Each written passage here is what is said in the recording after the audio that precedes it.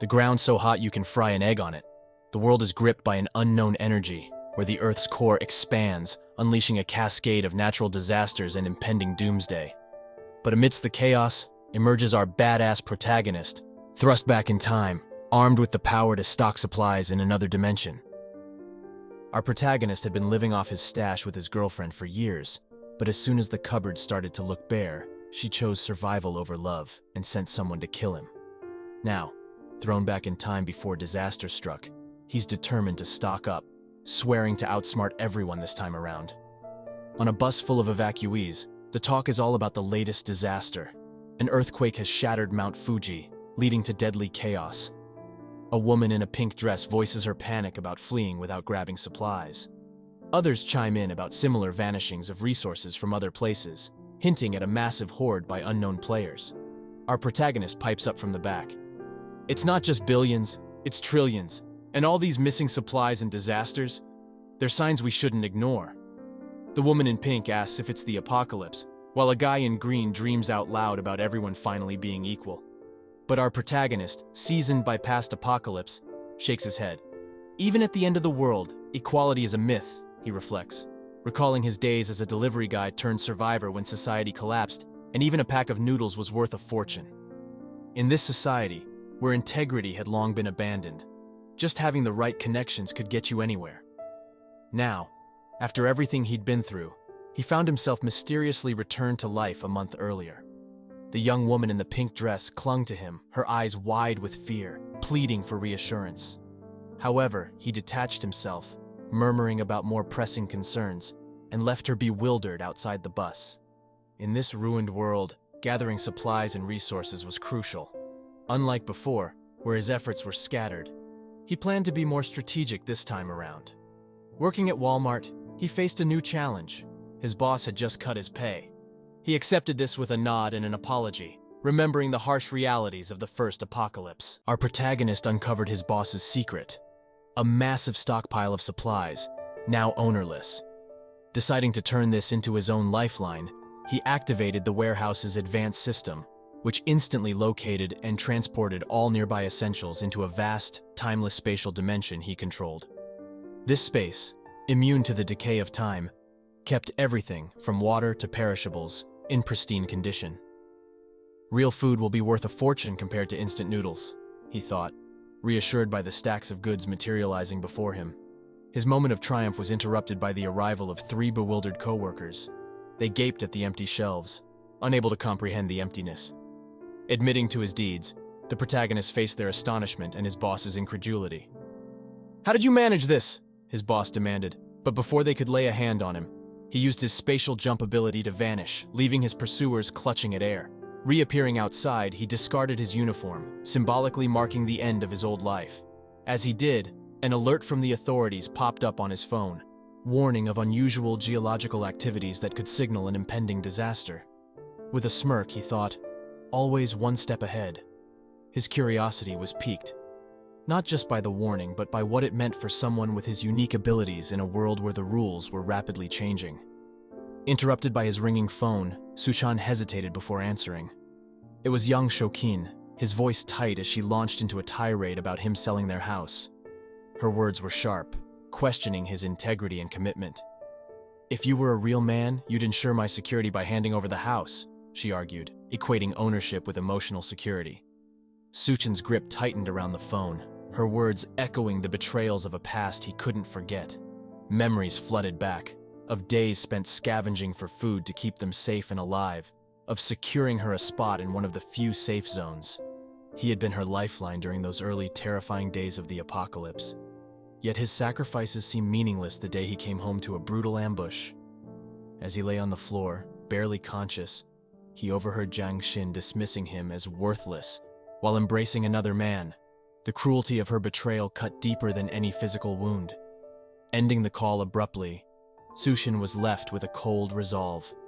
This life offered a second chance, and he was determined to use it. He wouldn't just survive. He would ensure that Jiang Shokin and Nam Wang, the architects of his past misery, experienced a despair that mirrored his own.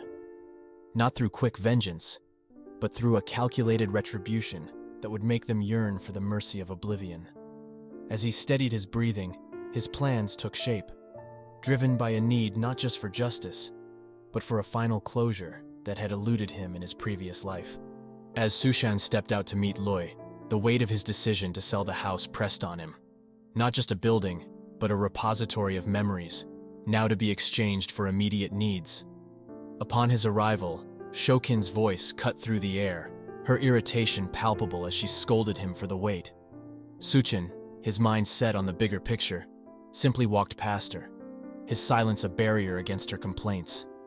Wang's threat followed swiftly, his words sharp and menacing, a stark reminder of the control he believed he held. But Suchin, transformed by his past trials, and now adept in more than just survival, reacted instinctively.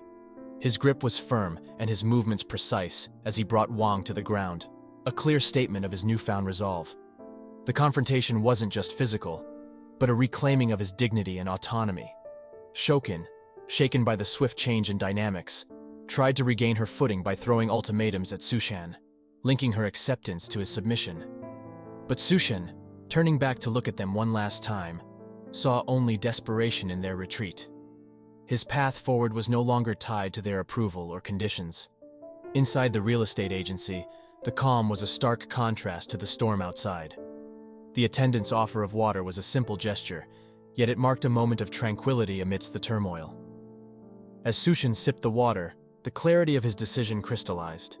His valuable property, initially worth $1 million, now hastily sold for $700,000. This deal, though a loss, poses an enticing chance for profit by flipping the property.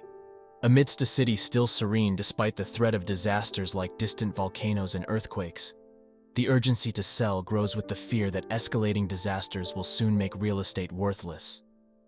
Strolling through the city, Suchin stumbles upon an advertisement for quick loans, leading him to a loan office. Here he faces a stark reminder of recent conflicts, a loan officer who is none other than the brother of his recent assailant. Despite knowing the grim fate awaiting this man in the face of looming disasters, Suchin secures a loan, pledging his house as collateral with plans to win his fortunes back at the casino. This narrative thickens with personal confrontations when Suchin runs into Wang and Ken, escalating tensions linked to past grievances. Yet Suchin's focus shifts swiftly to more immediate concerns. He chooses a renowned hotel known to withstand disasters, planning to use its presidential suite. At the hotel, Suchin's lavish request for 1,000 banquet tables and his hefty deposit raise eyebrows. The attendant, observing his ease with high expenses, wonders if he might be the progeny of some wealthy lineage. He selects a premium table, agreeing to a substantial deposit up front, and promises the remainder of the payment will follow once everything is in order. The attendant, though initially dubious of his financial bravado, opts to facilitate his spending spree, thinking it prudent to cater to someone who, despite initial appearances, might indeed possess substantial wealth. As they move towards the payment area, she inquires if the occasion is his wedding. Yes, he confirms with a confident nod. All this is for the wedding, and I'll also take the presidential suite. Later, as he leaves the hotel, a satisfied grin plays across his face. He's managed to secure an impressive deal on the food and venue with just the advanced deposit. The attendant watching him can't help but think that anyone marrying him would be fortunate, given his apparent wealth. At that moment, Choin steps in, puzzled about Sushan's activities. She learns from the attendant about the extravagant banquet Sushan has arranged for over 1,000 guests, which sparks a mix of admiration and confusion about his true financial status. Amid murmurs and speculation from acquaintances about his sudden display of wealth, Sushan focuses on securing his future against the harsh realities ahead. He methodically takes out loans to buy critical survival gear, items like ice-making machines and smokeless charcoal, crucial for enduring the extreme weather conditions expected. His actions are calculated, aiming to ensure survival rather than display wealth. As he moves through the city, an encounter with a friend of his ex hints at past conflicts and unresolved emotions. But Sukin, now hardened by experiences of betrayal and focused on practical concerns, brushes off the interaction. His visit to the ice factory is a strategic move. He orders a large supply of ice, securing a vital resource with only a partial upfront payment, confident in his plans and the necessity of his preparations. Thanks for watching. Like, comment if you enjoyed, and subscribe for more. Hit subscribe and the bell to never miss our latest videos. Share this with your friends. Till next time, see you soon. Syrup.